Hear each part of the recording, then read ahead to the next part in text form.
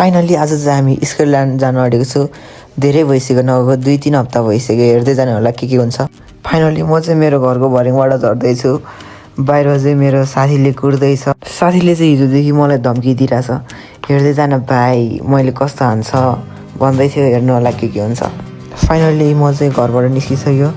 यहाँ चाहिँ हुनुहुन्छ हाम्रो राइडर दाई, साथी पनि मेरै साइडमा छ। यही नै हो हाम्रो जोनी सिंह दाजु। अब चाहिँ हामी तपाईँहरूलाई बसमा गएर भेट्छु, बाई।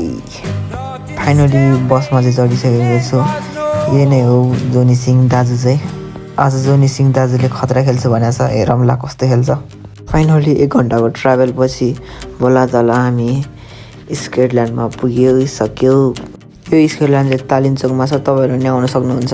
ए जोनी सिंह भाइ के हेर्छ अरे बाबा अघिदेखि। अब चाहिँ हामी स्कटल्यान्डमा गएर सिधै भेटौँला। हेर गऱ्यो भाइ, तेरो दाइले कस्तो स्पाइडर सर्ट हान्छ। हेरौँला कस्तो हान्छ।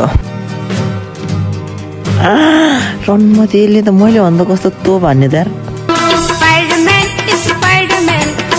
तैँले मात्र खतरा हान्छ भने भाइ, हेर तेरो दाइले कस्तो हान्छ।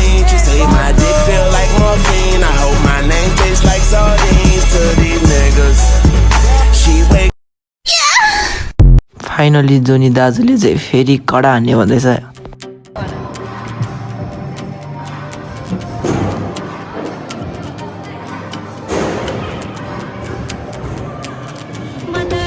ओ नाइस, स्कटल्यान्डमा पनि स्विमिङ हान्दिएको।